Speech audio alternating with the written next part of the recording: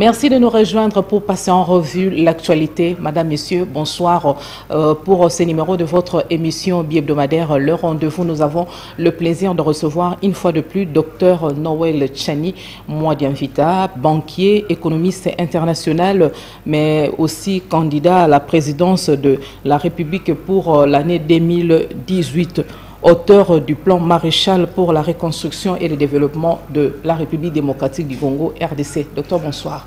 Bonsoir, merci de me recevoir ici à Antenne A. Voilà, en forme? En super forme en réalité. Le pays, tout marche comme souhaité? Non, j'ai parlé de la forme physique en ce qui me concerne. Je suis en super forme, mais le pays se porte très mal. Voilà, de prime abord, bientôt là, fini les vacances, les élèves vont reprendre le chemin de l'école, en quelque sorte. Vous avez semblé le dire dans votre tweet que les salaires de professeurs devaient être revus à la hausse et la vente de fournitures scolaires revue à la baisse. Qu'est-ce qui vous fait dire ça maintenant, au moment où on sait que les efforts sont déployés dans ce sens pour satisfaire et les parents ainsi que les enseignants? Non, ce n'est pas ça que je dis exactement. Ce que je dis, c'est que tout récemment, le gouvernement a ajusté à la hausse les salaires des fonctionnaires de 30 à 45%. Mais c'était un sentiment de joie lorsque les gens apprennent qu'on a augmenté donc leur salaire. Et j'ai salué cela. Mais de l'autre côté, quand vous allez dans les magasins, et j'en ai fait l'expérience parce que mon plus jeune garçon, il a 7 ans, et j'ai dû aller avec lui dans les magasins pour acheter des objets scolaires. Et j'ai constaté que par rapport au prix de l'année dernière, les prix des objets scolaires cette année ici ont augmenté de 30 à 50%. Alors, je me suis dit, d'un côté, le gouvernement a augmenté les salaires de 30 à 45%, de l'autre côté, les prix ont augmenté de 35 à 50%. Ce que ça veut dire, c'est que les valeurs nominales semblent avoir augmenté. Valeur nominale, je vais faire, je n'ai qu'au salaire. Donc là, vous voulez parler de l'illusion monétaire. Voilà, en termes de pouvoir d'achat effectif, réel, il n'y a pas eu amélioration du pouvoir d'achat. C'est ça qu'on appelle, les économistes appellent illusion monétaire. Donc, on vous donne beaucoup d'argent, vous recevez de gros billets, donc de francs congolais, mais en réalité qui ne valent rien en termes de pouvoir d'achat réel. Pourquoi? Parce que l'inflation a érodé le pouvoir d'achat. Donc, vous recevez beaucoup de billets de banque, mais qui n'ont pas le même pouvoir d'achat qu'avant ces augmentations. C'est ça que j'ai voulu dire par là. Donc, je plains les parents. Les parents, moi, je n'ai fait des achats que pour un enfant de 7 ans et j'ai senti cela sur ma poche. Je me demande, les enfants qui ont 5 ans, qui ont 5 enfants, les parents qui ont 5 enfants, 10 enfants, comment ils font pour arriver à remettre les enfants en bon état à l'école à l'occasion de cette rentrée scolaire. Donc, je voudrais encore une fois de plus donc dire qu'en termes de amélioration du pouvoir d'achat de la population, en termes de conditions sociales, il n'y a pas eu beaucoup d'amélioration à ce stade ici. Voilà, mais bientôt là, c'est la reprise des cours. Qu'est-ce que les gouvernements peuvent faire par les biais du ministère de l'EPST pour se rattraper? Parce que même les syndicats des enseignants boycottent cette rentrée qui est prévue le 5 septembre. Moi, je pense que le gouvernement a mis trop de temps à trouver des solutions aux véritables problèmes. On se limite à faire du cosmétique. Qu'est-ce que moi j'ai toujours proposé? J'ai toujours proposé qu'au lieu de convenir avec les professeurs d'université, avec les enseignants, qu'on va leur donner gratuitement des voitures, des choses de ce genre-là, ce qu'il faut, c'est établir un système de pouvoir d'achat, un système de salaire minimum garanti indexé, qui garantisse un certain pouvoir d'achat à tous ceux qui travaillent. C'est-à-dire que moi, j'ai fait ces calculs-là et j'ai trouvé que pour vivre, pas comme un pacha, mais pour vivre de façon décente et être en mesure de subvenir aux besoins de sa famille, ce pays a besoin donc d'un salaire minimum garanti indexé d'environ 1 000 $ par mois. Si on n'a pas ce salaire-là, comment ils sont arrivés à déterminer ça? Je prends le loyer que l'on doit payer pour vivre décemment. Une petite maison ou un appartement de 2-3 chambres, ça tourne entre 250 et 350 $ par mois. Vous y ajoutez la nourriture. Si vous avez une famille de 2-3 enfants avec une femme, vous y ajoutez la nourriture pour environ 250 $ par mois. Vous avez déjà 350 plus 250, vous avez 600 $. Vous y ajoutez maintenant le transport et l'habillement et un peu d'épargne parce que en cas donc de difficultés, vous devez être à mesure de subvenir donc à vos besoins en puisant donc dans les épargnes que vous avez pu accumuler. Donc vous faites le total, vous trouverez que pour payer les factures d'eau, d'électricité, le déplacement, tout ce qu'il faut, on a besoin d'un minimum de 1 000 $ par mois. Un salaire minimum garanti indexé. Docteur Noé Tchani, la synergie des syndicats des enseignants boycottent la rentrée scolaire 2022-2023. Pourquoi leurs revendications n'ont pas trouvé gain de cause? Mais moi, je me mets du côté du syndicat qui réclame l'amélioration des conditions de vie de leurs membres, des travailleurs. Pourquoi? Parce que il faut qu'on nous dise la vérité. D'un côté, le gouvernement dit qu'il y a eu une mobilisation toute azimut des recettes publiques. C'est-à-dire qu'on a beaucoup plus d'argent aujourd'hui qu'on en avait donc avant. Mais où va cet argent-là? C'est utilisé pour d'autres fins? Si il y a une amélioration considérable des finances publiques, il faut aussi qu'il y ait répercussion de cette amélioration donc sur le pouvoir d'achat de la population. D'où il faut payer les gens. Et non seulement qu'il faut payer les gens, mais les élections pointent à l'horizon. N'est-ce pas que le gouvernement est en train de bien garder l'argent pour organiser des élections, de bonnes élections comme souhaité? Bon, les élections, c'est une des catégories qui absorbe donc de l'argent. Ça demande et beaucoup d'argent. il fallait prévoir ça depuis longtemps. Il ne faut pas simplement attendre la veille des élections et commencer à épargner de l'argent pour financer les élections. Donc un pays normal fait ces allocations-là bien avant et on ne commence pas à courir à pleine vitesse à la veille des élections. Donc si le gouvernement est en train de mettre de l'argent aujourd'hui donc pour les élections, très bien, et je salue ces efforts-là. Et il n'y a pas que les élections, il y a aussi les projets de développement de 145 territoires. Je me dis, l'État est en train de dispatcher ces sommes d'argent en guise de réaliser la vision du chef de l'État dans ces différents secteurs. Si toutes ces choses ont été prévues dans le budget, on ne devait pas avoir mal à la tête à la veille des élections ou bien au début de la mise en œuvre de ce programme-là.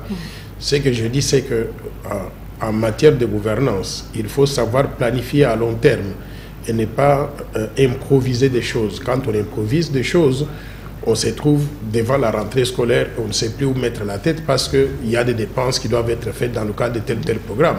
Donc, toutes ces choses-là, il faut les planifier. Et il y a aussi des surprises désagréables comme la situation de l'Est de la République démocratique du Congo. Comment s'en passer? Vous savez, quand on a un budget bien préparé, le budget prévoit lui-même des situations de surprise. On appelle ça des imprévus. C'est-à-dire qu'il faut allouer des dépenses ou les recettes à des dépenses bien planifiées, bien spécifiques et assumer aussi qu'il peut y avoir des imprévus.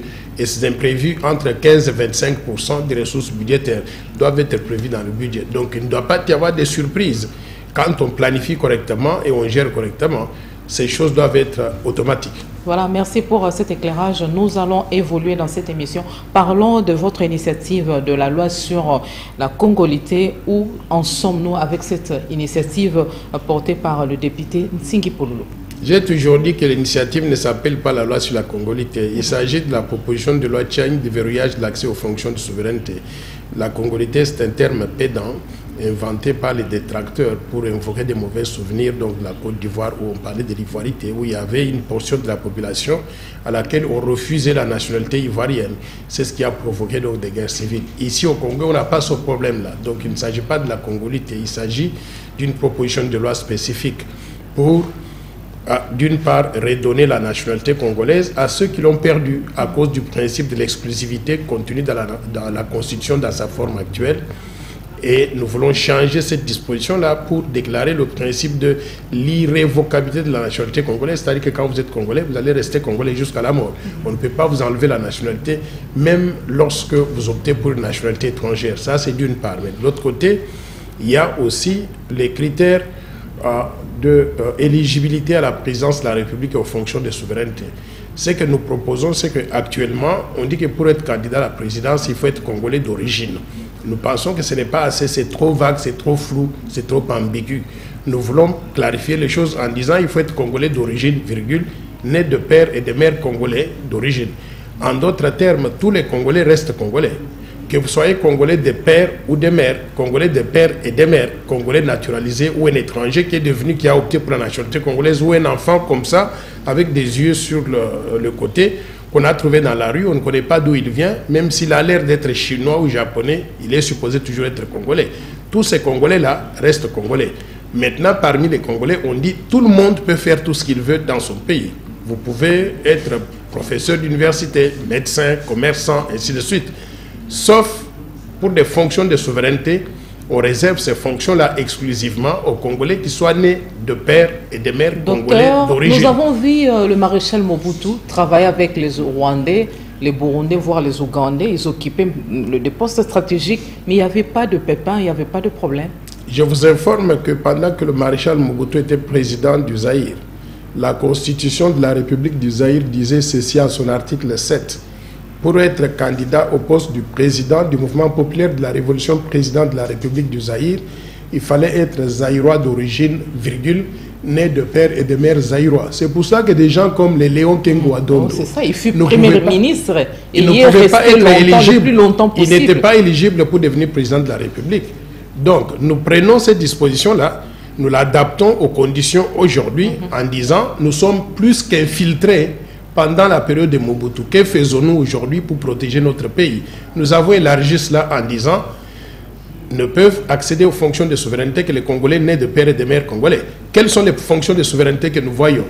Président de la République, président du Sénat, président de l'Assemblée nationale, Premier ministre et les ministres régaliens, c'est-à-dire finances, défense, justice, affaires intérieures, affaires étrangères, les hauts magistrats de la République, les présidents de la Commission électorale nationale indépendante, le gouverneur de la Banque centrale du Congo, le directeur de l'agence des migrations, la DGM, l'administrateur de l'ANER, de l'Agence nationale des renseignements, et les gouverneurs des provinces. Et en plus de cela, nous avons aussi verrouillé les épouses et les époux de tous ces postes qui sont verrouillés. C'est-à-dire, vous ne pouvez pas être président de la République, vous êtes des pères et des mères et vous avez une femme rwandaise. Ça ne se fait pas. Mais là, pourquoi? Parce que ça vous met dans une situation de conflit d'intérêts. Docteur Noël, à tout prix, on va vous en vouloir par rapport à ça, parce qu'on sait qu'aujourd'hui, avec la culturation, le métissage et consorts, ça existe partout. Comment contraindre cette réalité qui a des racines dans notre pays aussi?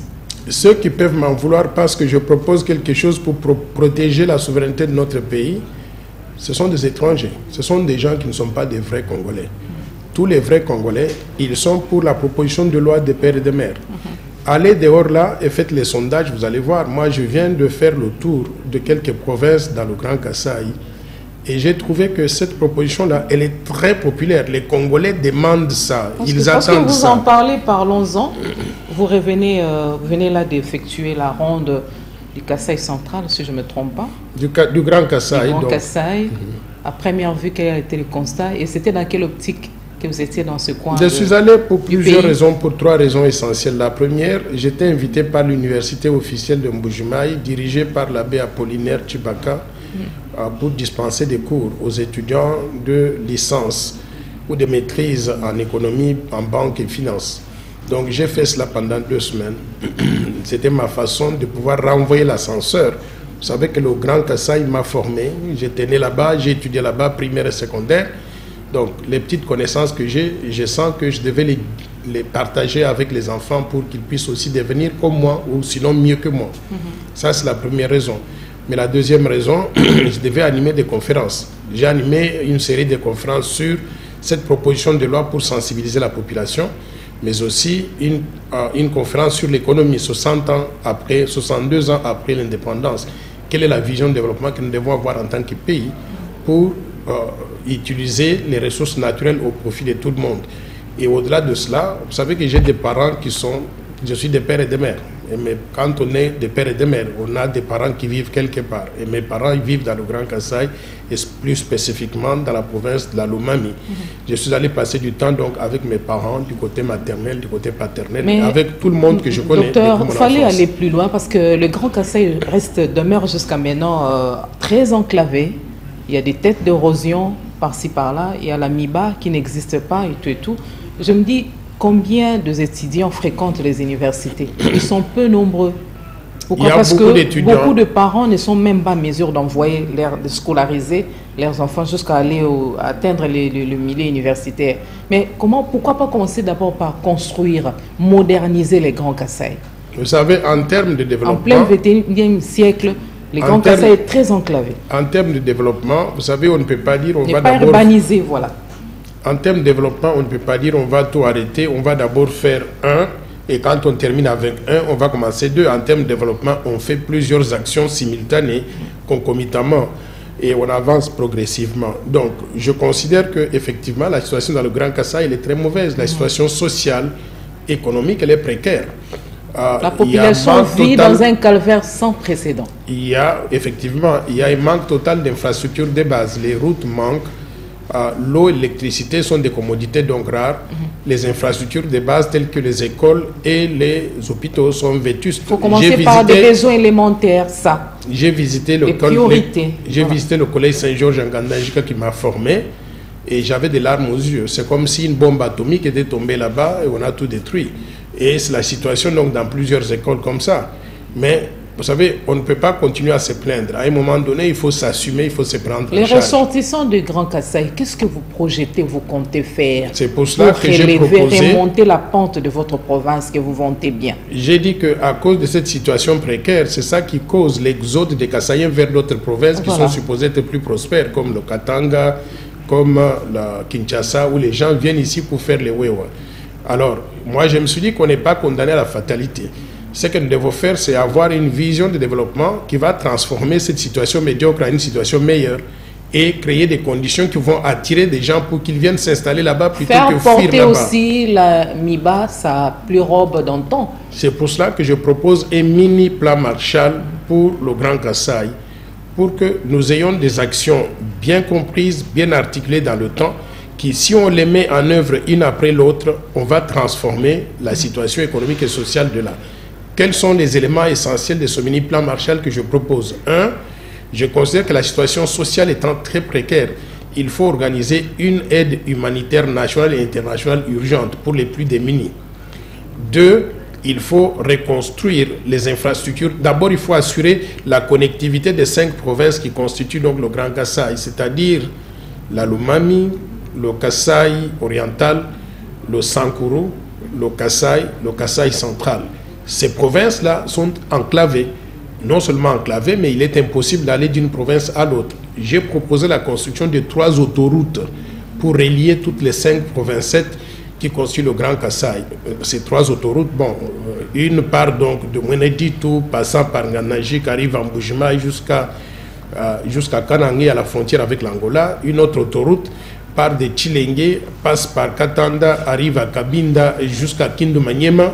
Et une 3e autoroute qui va partir donc de Lusambo et qui passe par Kabinda et qui passe par Mbujima et Kabinda, qui va relier donc toutes les 5 provinces.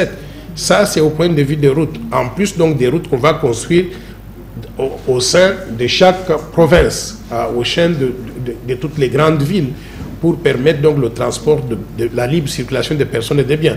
Au-delà de cela, il faudrait trouver une solution durable à ce problème éternel d'eau et d'électricité. Il y a un manque d'eau et d'électricité dans le Grand Kasaï, pourtant il y a des rivières et des océans. Tu ne vois pas des océans, il y a des rivières et des fleuves qui sont extrêmement importants. Pas que les fleuves Congo ne drainent pas dans ces provinces? Ces rivières-là qui partent du Grand Kasaï se jettent dans le fleuve Congo finalement. Okay. Alors ce que je propose pour résoudre le problème de l'eau et de l'électricité, c'est de construire 4 barrages hydroélectriques. Un à Mouchi, à Kabinda, l'autre c'est à Nganajika, on appelle ça Kafumbu, le barrage de Kafumbu.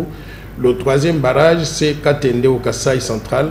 Et le 4e barrage, c'est Tchala Mbujima. Vous avez déjà eu cette amabilité de remettre à main propre au chef de l'État le plan Marshall? Mais laissez-moi d'abord finir les grandes idées du mini-plan Marshall. Donc, à part la résolution de ce problème d'eau, d'électricité, il faut maintenant regarder l'économie. Comment relancer l'économie? Il faut restructurer la plus grande entreprise du coin, qui est l'entreprise minière, qui est la MIBA, qui ne demande que 350 millions à 500 millions de dollars. C'est rien pour un grand pays comme la RDC. Une fois qu'on a restructuré la MIBA, qui va redonner la vie à l'économie dans ce centre-là, Il faut repenser à recréer les entreprises qui ont existé dans le temps, qui n'existent pas aujourd'hui, comme la Cotongo, le Nafitex, comme l'usine de transformation d'huile de palme et ses dérivés, et remettre en place l'institut de recherche agronomique qu'on appelle donc l'INERA. Il y a moyen que ça se fasse simultanément dans le reste des provinces. C'est pour cela que je propose qu'il y ait un plan. Donc, quand on a un plan, on a des actions programmées, on peut les faire simultanément, non seulement dans le Grand Kasaï. Et vous allez voir qu'il y a un parallèle qui s'établit entre le Grand Kasaï et d'autres provinces parce qu'elles sont exposées plus ou moins donc au même problème. Alors, une fois qu'on a relancé cette économie de cette façon-là, il ne faut pas oublier le secteur porteur, qui est l'agriculture, l'élevage, la pêche. C'est ce secteur-là qui fait nourrir plus de 80% de la population dans ce coin. Donc, les routes des desserts agricoles, les routes des desserts agricoles, et ainsi de suite. Donc, voilà plus ou moins les grandes idées du mini-plan Marshall pour le Grand Kasaï. Mais il y a d'autres activités que je n'ai pas pu étaler ici, étant donné que vous paraissez être beaucoup plus pressé que moi. Donc, on peut par exemple envisager la construction des marchés publics dans chacune des villes du Grand Kasaï. Vous allez là-bas aujourd'hui, vous trouvez les conditions dans lesquelles les mamans opèrent dans ces marchés publics-là. Ce sont des conditions sanitaires très dégueulasses. On peut moderniser les marchés publics parce que ça crée des emplois pour tout le monde, dans chacune des villes principales. Et en plus de cela, maintenant, il faut penser aux choses telles que la rénovation des écoles et des hôpitaux. Les écoles qui ont fait la fierté du Grand Kasaï, comme l'école qui m'a formé. Il y en a plusieurs comme ça aujourd'hui. Elles sont viables du point de vue du nombre d'étudiants qui veulent étudier là-bas. Mais financièrement, ils n'ont pas de moyens. Donc, il faut qu'on trouve un mécanisme de financement de ces écoles. Des universités ou bien des écoles, parce qu'on sait que dans plus d'une école dans ces provinces, les élèves étudient même le sol. Bon, ce n'est pas partout. Il y a des écoles qui fonctionnent encore, et il y a des écoles où les conditions ne sont pas aussi acceptables. Il faut qu'on puisse sauver ce qui existe et qui est bien, mais qu'on puisse moderniser ce qui existe mais qui n'est pas bien. Et construire de nouvelles écoles et de nouveaux hôpitaux, de façon à pouvoir donc couvrir toute la population. Bunagana, toujours envahi par les M23, ça préoccupe au plus haut point la population de l'Est et de toute la RDC. Vous réagissez comment par rapport à cette réalité qui nous inquiète tous?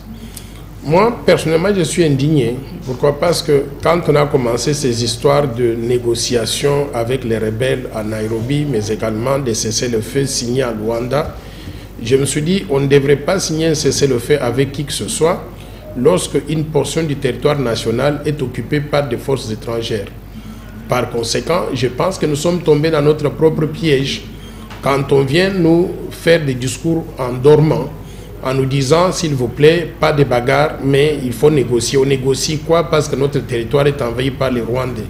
Moi, je suis partisan de ceux qui pensent qu'il faudrait qu'on puisse régler ce problème-là par la force. Les forces armées de la République démocratique du Congo, les FARDC, doivent être à mesure de récupérer Bunagana des forces, de chasser ces Rwandais et éventuellement d'entrer au Rwandais, de récupérer celui donc qui les envoie ici, pour que nous puissions donc régler ce problème de façon définitive. Mais aller de négociation à négociation, je pense qu'on est en train de nous endormir. En peu de mots, comment est-ce qu'on peut comprendre l'équation de l'insécurité et occupation honteuse de Bunagana, comme vous venez là de le dire? La population de ce coin particulièrement déplore aussi la simultarisation inutile et désordonnée de la RDC par le troupe de EAC. Oui, moi, je pense que cette histoire de la communauté des États d'Afrique de l'Est, ça a été une décision précipitée par le gouvernement. On n'entre pas dans une communauté des États qui comprend donc des pays qui sont agresseurs. Pourquoi? Parce qu'il faut que les Congolais comprennent les conséquences. Quand on est membre d'une communauté comme EAC, la communauté des États d'Afrique de l'Est, cela implique la libre circulation des personnes et des biens. Vous voulez, et ça implique aussi la détention d'un passeport commun. Vous vous rendez compte de la conséquence qu'il y aurait à ce que nous, les Congolais, on ait un passeport commun avec des Rwandais, des Ougandais, qui ont des velléités d'occupation de notre territoire. Et ils vont être autorisés à entrer dans notre territoire sans demander, sans faire des formalités auprès de qui que ce soit. C'est une erreur grave de vision et j'estime que c'est une erreur qui va nous coûter très cher. Ça, c'est la première chose. Mais la deuxième chose aussi, ces pays-là sont des pays agresseurs. On ne peut pas entrer dans une même communauté avec des pays qui ont des velléités La d'occupation de notre complicité pays. dans les pillages de ressources de la République démocratique du Congo et les massacres de peuples. C'est ce qu'on accuse le Rwanda, l'Ouganda et les Burundi. On ne peut pas s'associer avec des gens comme ça. Moi, je crois que c'est une erreur très grave qui va nous coûter très cher. Et je déplore que le gouvernement... Aux côtés de qui il y a la MONUSCO? Je déplore que le gouvernement aurait dû réfléchir deux fois et écouter les points de vue des gens qui pouvaient avoir donc des visions différentes avant de pouvoir se lancer aveuglément avec des pieds liés, des mains liées et surtout avec des yeux bandés. Les autorités civiles et congolaises à bout de souffle, vous pensez, par rapport à la réalité de l'Est? Je ne sais pas s'ils sont à bout de souffle ou ils sont à bout d'imagination, ou si ce n'est pas la situation donc, qui combine donc les deux. Tout ce que je constate, c'est que Bunagana est occupé, ça fait 3 mois, et on se comporte comme si rien n'était, comme si il n'y avait pas urgence à pouvoir libérer donc ce coin-là. Je voudrais encore une fois de plus faire appel à nos autorités politiques et à nos forces armées congolaises. C'est le temps de montrer maintenant qu'on est véritablement congolais et qu'on veut défendre le pays à tous les prix. Et pour le faire, nous avons besoin de mobiliser donc les forces armées de la RDC pour qu'ils aillent en guerre, qu'ils récupèrent Bunagana. Le président de la République, Félix Antoine Tshisekedi, est à Luanda pour le funérailles de l'ancien président Eduardo Santos, qui a été mis en terre ce dimanche, ayant dirigé l'Angola de 1979 à 2017. C'est bien réfléchi. Au moment où ça ne va pas à l'Est, le chef de l'État jugeait bon quand même d'aller là-bas pour pleurer avec le peuple angolais. Vous savez, quand on a des deuils dans une famille ou dans une communauté, ça transcende tout. Tant qu'il y a un dispositif qui est en place pour que les efforts pour récupérer Bunagana et libérer certains territoires de l'Est continuent, à l'absence du chef de l'État, je pense que ça valait la peine qu'il puisse être présent aux funérailles donc, du président Eduardo dos Santos, quelqu'un qui a entretenu donc de très bonnes relations avec la RDC, mais non seulement au-delà de ça, c'est quelqu'un qui est congolais en réalité. Mais parmi les hauts faits de son règne, qu'est-ce que vous avez retenu, vous semblez reconnaître de lui, Eduardo dos Santos? Eduardo dos Santos s'est battu pour libérer le peuple angolais du joug de certaines puissances extérieures. Vous vous rappelez la guerre fratricide avec l'UNITA?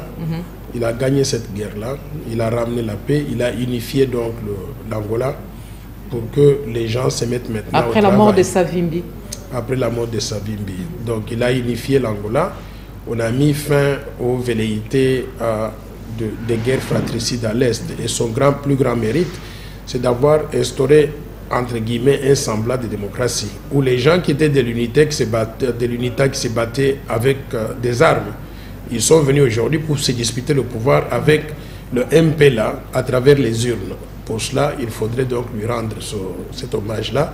Mais au-delà de cela aussi, Eduardo dos Santos a mis en place une industrie pétrolière qui rapporte beaucoup d'argent à l'Angola et qui permet de dégager un budget colossal qui sert de pouvoir mobiliser des ressources pour financer certaines activités donc, de développement. Vous savez que lui-même, c'est un ingénieur en pétrochimie. Mais actuellement, face à la crise sécuritaire avec le Rwanda, à la suite de l'agression, le président Manuel Lorenzo est le médiateur désigné par l'Union africaine. Ça va nous apporter quoi? Quelque chose, vous pensez? Pour savoir ce que ça va nous apporter, il faut savoir ce que ça nous a apporté dans le passé. Dans le passé, en 2013, on avait la même situation, le Rwanda qui avait envahi l'Est de la RDC, qui avançait progressivement ici. L'Angola, sous Eduardo dos Santos, a dû mobiliser l'armée angolaise avec des avions de guerre. On a chassé des Rwandais comme des chiens. Donc on a récupéré donc, le territoire national. Et on a mis fin à ces velléités d'occupation du Rwanda. Donc je devine que si aujourd'hui, le président Félix Tshisekedi est président de la SADC qui comprend la RDC mais également l'Angola et d'autres pays, s'il joue bien, il peut mobiliser l'armée de la SADC et à travers cette armée de la SADC, les troupes angolaises pour arriver à réaliser le même exploit à l'égard du Rwanda. Mais il y a Adolphe Muzito qui propose à tout prix qu'il y ait une guerre qui soit déclarée avec le Rwanda. C'est une bonne option? Moi, je considère que je ne suis pas un va-t-en-guerre. Pour déclarer la guerre. Oui, j'arrive. Je ne suis pas un va-t-en-guerre. Je ne suis pas quelqu'un qui prend la guerre pour le plaisir, parce que toute guerre entraîne beaucoup de pertes, des vies humaines, des destructions massives de l'économie et consorts. Mais si c'est la seule alternative qui reste, il faut le faire. Je trouve qu'aujourd'hui, on ne peut pas avoir une situation qui est stagnante, où on nous dit chacun reste dans ses positions. Mais pendant que chacun reste dans ses positions, nous avons une portion du territoire qui est occupée par les Rwandais. On ne peut pas le faire. Et il n'y a pas d'autres alternatives. Si la diplomatie a échoué pour faire partie les Rwandais, il faut passer par la guerre pour les déloger de Bunagana et d'autres territoires, pour que nous puissions avoir la paix une fois pour toutes. Processus électoral, les élections générales en RDC sont-elles une réalité ou mythe? Moi, je pense que les élections auront lieu en 2023. Maintenant, la question est de savoir est-ce qu'elles seront transparentes ou pas transparentes, réelles ou pas réelles. Ça, c'est une autre question. Mais les élections auront lieu en 2023. Ça ne sera pas un mythe? Non, ce n'est pas un mythe. Tous les 5 ans, nous devons organiser des élections. La seule question que nous devons nous poser, est-ce que ce sont des vraies élections ou bien des élections truquées? Ma prière, mon espoir, c'est que les élections soient transparentes. Parce que si on va aux élections, je vais vous dire quoi, il y aura une surprise qui attend les Congolais. Si moi je suis candidat à la présidence de la République, je vais gagner l'élection en 2023. Vous donnez quelle réponse, Dr Noël Tchani? Qu'est-ce qu'il faut faire pour des élections consensuelles et acceptables par tous? Vous ne m'avez pas laissé terminer. Si je suis candidat à la présidence de la République, je vais gagner ces élections en 2023. Vous savez pourquoi? Parce que dehors, là, j'ai trouvé qu'il y a beaucoup de partis politiques. Des partis qui, soi-disant, ont pigeon sur rue, mais qui sont tellement désorganisés que tout le monde connaît aujourd'hui, qui ne sont pas préparés à pouvoir gérer le pays. Aujourd'hui, le parti le plus populaire, c'est celui qui est un parti informel, le parti des pères et des mères. Si je suis candidat à la présidence de la République, je vais demander à tous les Congolais de pères et de mères de voter pour moi et nous allons gagner cette élection-là. Des réactions fusent de partout dans le bon et mauvais sens du côté de l'opposition et du pouvoir.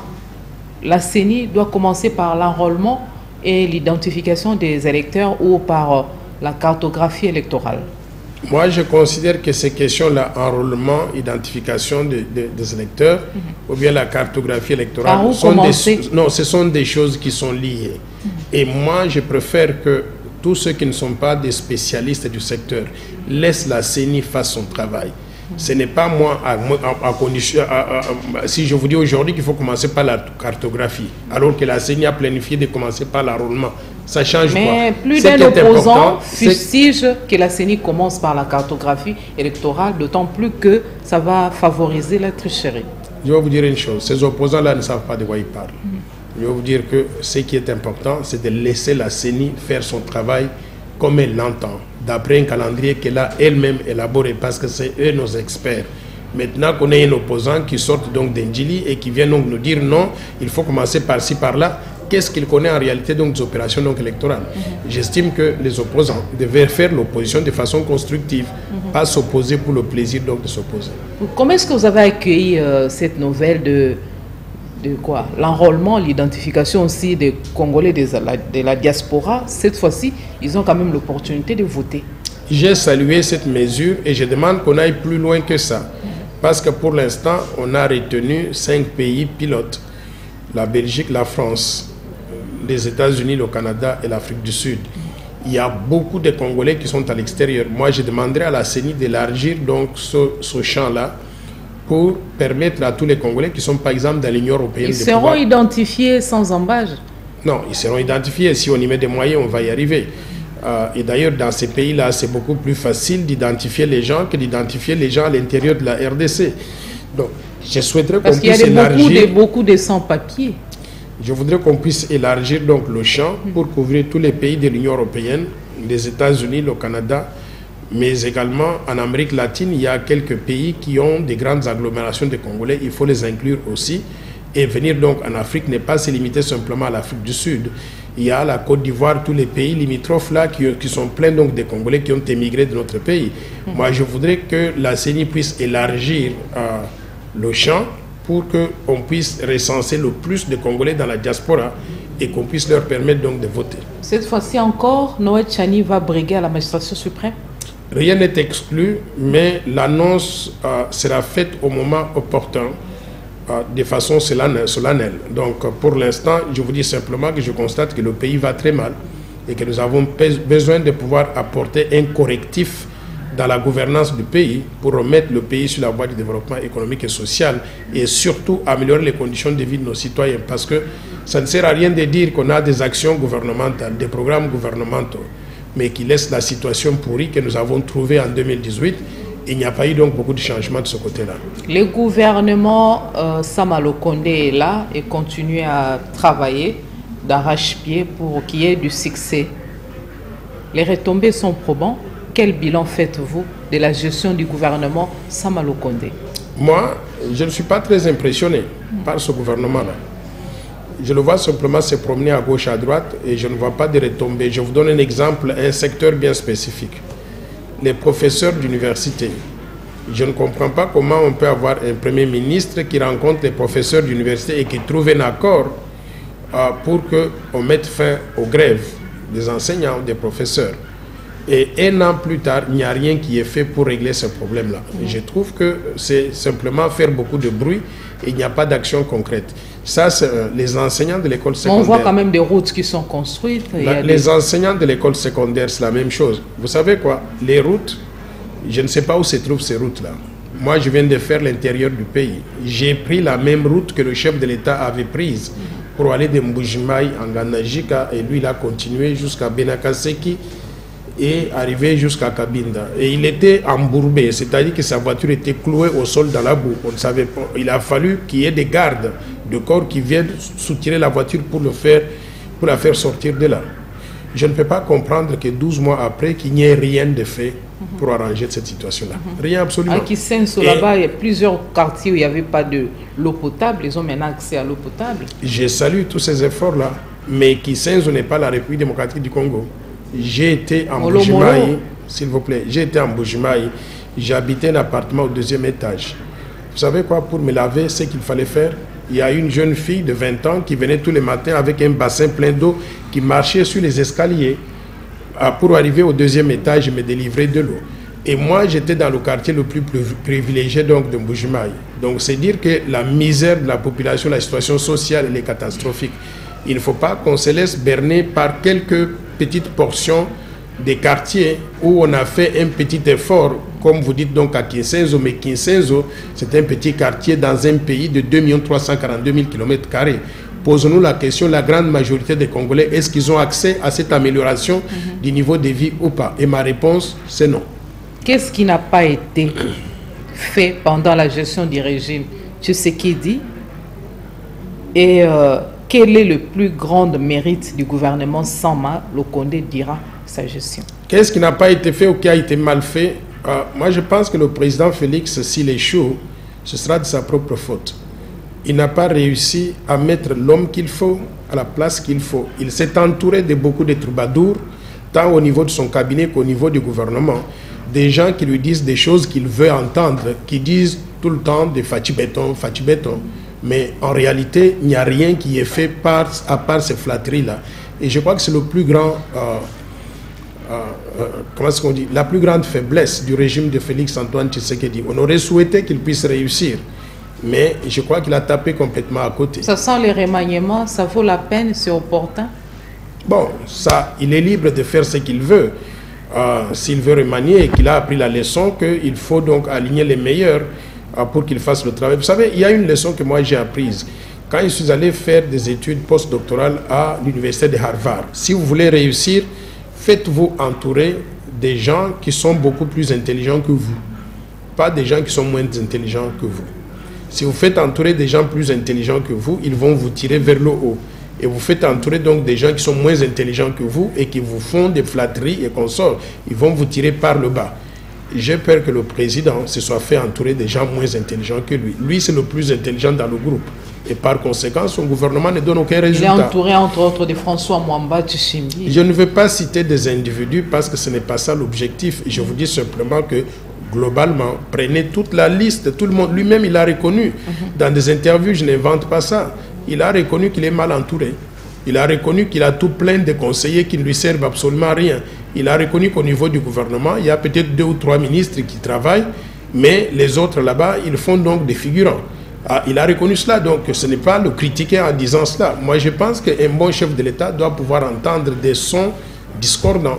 Quand on vous dit que ça ne marche pas, moi j'approcherai ces gens-là qui me disent que ça ne marche pas pour comprendre davantage. Mais quelle lecture, quelle est leur évaluation et pourquoi ils font cette évaluation-là. Quelle lecture faites-vous du procès François Béat? On voit la réaction de Kabound et puis Franck Diongo qui hausse les tons aussi.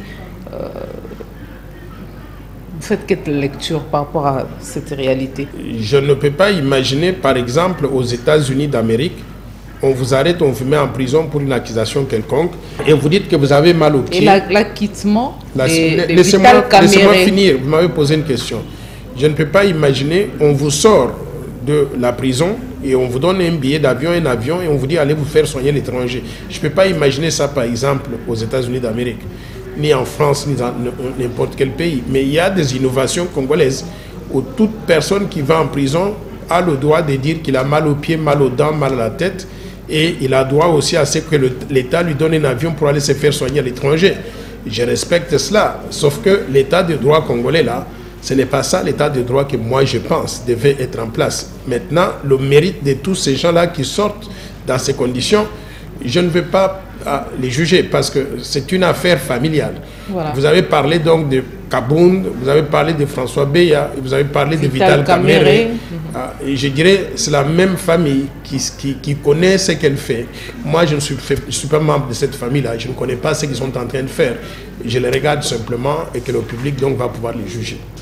Mais on vous sent ces derniers temps trop critiqué, trop critique plutôt à l'endroit du pouvoir, alors que vous étiez proche du pouvoir auparavant. Bon, ce n'est qu'une partie remise. Docteur, nous sommes à la fin de cette émission.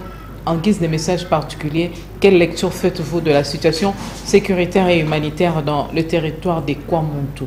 Vous avez dit quelque chose d'important, il faut que je réponde. Je n'ai pas changé d'un iota. Je suis le même Noël Tchani qui a toujours aidé ce pouvoir-là avant qu'il n'arrive même au pouvoir, qui a fait beaucoup pour ces gens-là pour qu'ils puissent arriver au pouvoir. S'il y a des changements, c'est eux qui ont changé à notre égard. Et moi, je suis resté le même. C'est-à-dire, je fais des analyses objectives. Quand ça marche, je salue, je dis oui, ça marche. Et quand ça ne marche pas, je dis, mais voilà, des gens que nous avons aidés à faire arriver au pouvoir, voilà comment ils se comportent. On dit, ça ne marche pas. Maintenant, s'ils considèrent cela comme étant des critiques, je respecte leur avis. À Kwamuntu, ça ne va pas, il y a des mésententes, on s'entretue. Moi, je crois que c'est un problème qui est récurrent dans plusieurs communautés de la RDC, où des villages voisins ou des tribus voisines commencent à se faire des guerres. C'est là que nous devons nous demander est-ce qu'il y a un gouvernement effectif, un état de droit fonctionnel. Dans un état de droit fonctionnel, le ministère de l'Intérieur devait remettre de l'ordre très rapidement en écoutant les uns et les autres, en disant voici la situation, trancher ces conflits-là. Mais si on ne peut pas donc trouver de solution à cela, vous avez demandé tout à l'heure l'évaluation du gouvernement Samal Kondé. À travers des choses comme ça, ça montre très clairement que ce gouvernement-là ne sait pas ce qu'il fait. Voilà, nous sommes à la fin. Merci d'avoir répondu à notre invitation et toutes les questions prévues pour ces numéros. Docteur Noël Tchani, banquier économiste international, vous avez des secondes pour un message chute. Pour tous ceux qui veulent travailler avec nous, qui croient dans notre vision pour le Congo, ils peuvent adhérer à la force du changement ou appeler ces numéros ici ou envoyer donc leur CV ou bien un message pour dire qu'ils veulent travailler avec nous. Plus 243 82 00 00 988 ou bien plus 283 85 210 22 22. Et vous allez devenir agent du changement, c'est-à-dire vous allez adhérer à un parti politique où il n'y a pas de gens corrompus et qui veulent vraiment le développement économique et social de notre pays. Cette émission, vous allez la retrouver en rediffusion demain à 12h30, heure de Kinshasa. Pour ceux qui ont pris l'émission en cours, il me reste qu'à vous souhaiter une très belle soirée à tous et chacun.